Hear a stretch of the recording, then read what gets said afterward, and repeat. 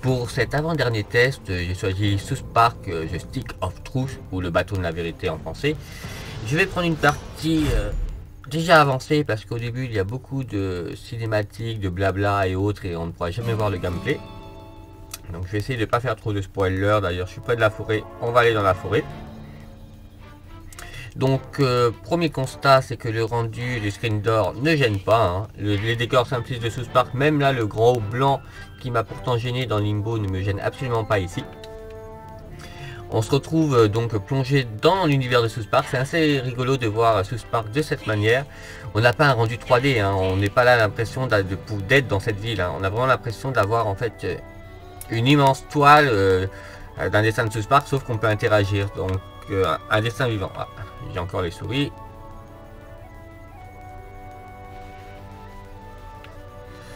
Donc pour le moment c'est plutôt agréable, hein. Le fait que tout soit grand et que tout soit immense sans le problème de résolution nous immerge dedans. Ça peut être très agréable si on a envie de s'enfuir dans l'univers de South Park. On met son casque Oculus, un casque et on est vraiment plongé dans l'univers de South Park. Mais en dehors de ça, on ne prendra pas plus de plaisir que devant un écran, hein. C'est juste que là on est plongé, et c'est vrai qu'au bout d'un moment, quand on joue longtemps, on oublie facilement en fait le monde extérieur. Ça nous le fait facilement oublier pour nous laisser dans l'histoire complètement. Alors on va essayer d'avancer. Voilà, on va essayer d'aller vers la forêt pour trouver un combat. Donc je l'ai testé un peu avant.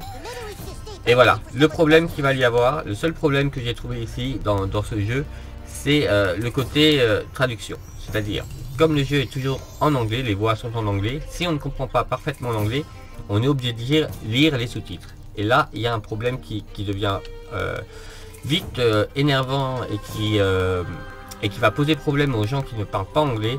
C'est que pour lire les sous-titres, c'est difficile. C'est-à-dire déjà, on est obligé de perdre la visibilité de l'écran pour se concentrer sur les sous-titres du bas. Et on est obligé de rester fixe. Si on bouge malheureusement la tête, tout devient illisible et complètement flou. Ça, c'est le problème du DK1 lorsqu'on bouge la tête, hein. Et du coup, pour lire un texte qui va sortir du champ d'écran, on est obligé de tourner la tête. Et pendant qu'on tourne la tête, on perd la lisibilité. Et les textes sont assez rapides.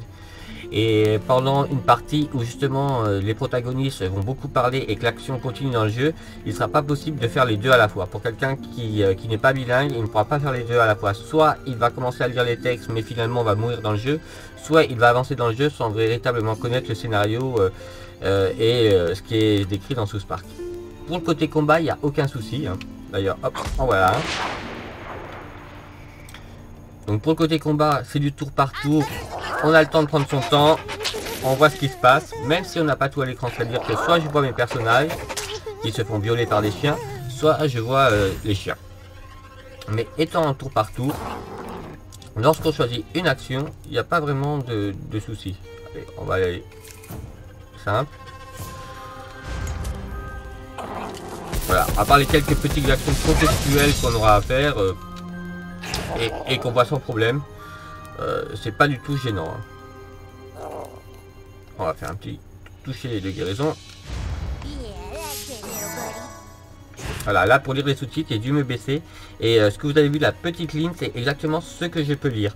C'est-à-dire que dès qu'elle est plus longue, je suis obligé de tourner la tête et ça va me gêner. Je vais perdre la visibilité et le temps que je recadre ça, ça me fait perdre l'ensemble du texte. Donc voilà, le seul moins que je dirais, c'est par rapport aux compétences de la personne qui utilise le casque. Si elle n'est pas bilingue sur ce genre de jeu, ça va l'embêter.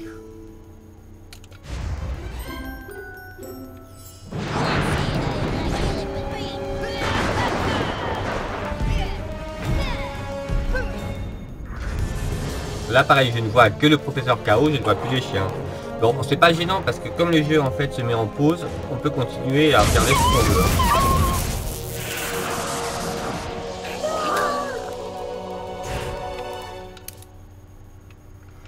Il y a sur certains effets en fait qui utilisent une 3D, une véritable 3D et pas en fait ce côté dessin animé.